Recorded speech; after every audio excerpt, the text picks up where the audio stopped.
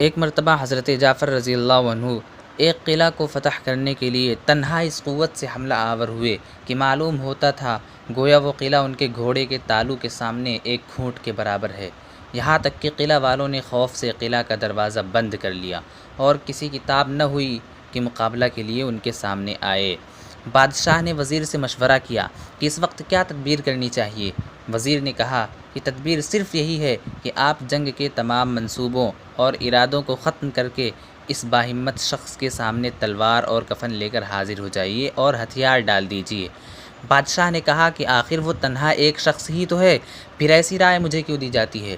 وزیر نے کہا کہ آپ اس شخص کی تنہائی کو بے وقاتی کی نگاہ سے نہ دیکھیے، ذرا آنکھیں کھولیے اور قلعہ کو دیکھیے کہ سیماب کی طرح لرزاں اور کانپ رہا ہے، اور اہل قلعہ کو دیکھیے کہ بھیڑوں کی طرح گردنیں نیچے کیے ہوئے ہیں، سہمے ہوئے ہیں۔ یہ شخص اگرچہ تنہا ہے لیکن اس کے سینہ میں جو دل ہے وہ عام انسانوں جیسا نہیں ہے۔ اس کی عالی ہمتی دیکھیے کہ اتنی بڑی مسلح اکثریت کے سامنے تنہا ننگی تلوار لیے کس ثابت قدمی اور فاتحانہ انداز میں اعلان جنگ کر رہا ہے۔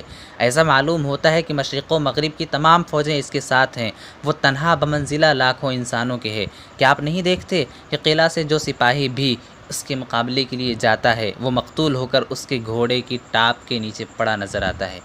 جب میں نے ایسی عظیم الشان انفرادیت دیکھ لی تو پھر اے بادشاہ، آپ کی اکثریت سے کچھ بھی نہ بن پائے گا۔ آپ کثرت عدد کا اعتبار نہ کریں، اصل چیز جمعیت قلب ہے، اور یہ قوت اس شخص کے قلب میں بے پناہ اور بہت زیادہ موجود ہے، اور یہ نعمت اس وقت حاصل ہوتی ہے جب اللہ تعالیٰ کے راستے میں اپنے نفس کی گناہوں والی خواہشات کو کچلنے کے بعد اللہ تعالیٰ کا محبت و عظمت بھرا تعلق حاصل ہو جاتا ہے، اور اس نعمت کو تم اس حالت کفر میں ہرگز حاصل نہیں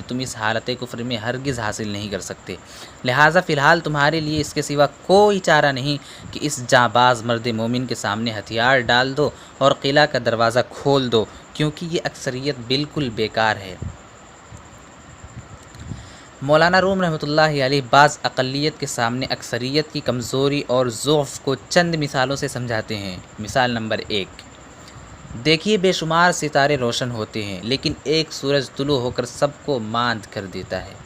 مثال نمبر 2، اگر ہزاروں چوہے اپنے اپنے بلوں سے کسی لاغر و نہایت درجہ بیمار بلی پر ایک دم حملہ کر بیٹھیں تو بتقاضۂ عقل ان کو فتح ہونی چاہیے۔ ایک دو چوہے اس کی گردن پکڑ لیں، ایک دو اس کی آنکھیں نکال لیں، ایک دو اس کے کان اپنے دانتوں سے چیر ڈالیں، اور ایک دو اس کے پہلو میں سوراخ کر کے اندر گھس جائیں اور اندرونی جسم کے تمام اعضاء کو چبا ڈالیں، لیکن مشاہدہ اس کے خلاف ہے۔ چنانچہ جو ہی وہ لاغر و نحیف بلی میاؤں کرتی ہے، ان ہزار چوہوں کی اکثریت غلبہ ہیبت و خوفت سے ایک دم فرار ہو جاتی ہے۔ اس میاؤں کو سنتے ہی ان کے کانوں میں اپنی پرانی شکستوں کی خوفناک ضربیں گونج اٹھتی ہیں، اور بلی کے دانتوں اور پنجوں کی ظالمانہ پکڑ کا تصور ان کو راہ فرار اختیار کرنے پر مجبور کر دیتا ہے۔ اس کی وجہ یہی ہے کہ چوہوں کے سینوں میں جو دل ہیں اور بلی کے سینہ میں جو دل ہے اس میں فرق ہے۔ بلی کے دل میں شجاعت اور ہمت ہے، وہ چوہے کے قلوب میں نہیں ہے۔ بس چوہوں کی اتنی بڑی جماعت کا ایک بلی کے سامنے حواس باختہ ہو جانا اس امر کی دلیل ہے کہ بلی کی جان میں روحانی طاقت ہے، ورنہ ظاہری قوت کے لحاظ سے بلی کا بچنا ناممکن ہے۔ معلوم ہوا کہ تعداد کوئی چیز نہیں، جمعیت اور ہمت اصل ہے۔ مثال نمبر 3، بھیڑ اور بکریاں لاکھوں کی تعداد میں ہوں لیکن قصاب کے ایک چھرے کے سامنے اتنی بڑی اکثریت کی کوئی حیثیت نہیں۔ مثال نمبر 4، خیالات اور ظاہری اعضاء کی اکثریت پر نیند یکدم طاری ہو کر سب کو ختم کر دیتی ہے۔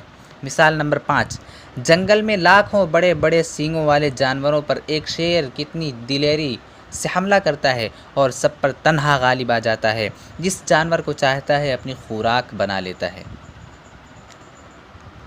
اس واقعے سے ہمیں یہ سبق ملتا ہے کہ اصل طاقت اللہ تعالیٰ کے تعلق کی روحانی طاقت ہے۔ تعلق مع اللہ سے سرشار ایک سپاہی اپنی باطنی طاقت اور شجاعت کی بنیاد پر ان ہزاروں افراد پر بآسانی غلبہ حاصل کر سکتا ہے جو اللہ تعالیٰ کے تعلق کی اس عظیم روحانی قوت سے محروم ہوں۔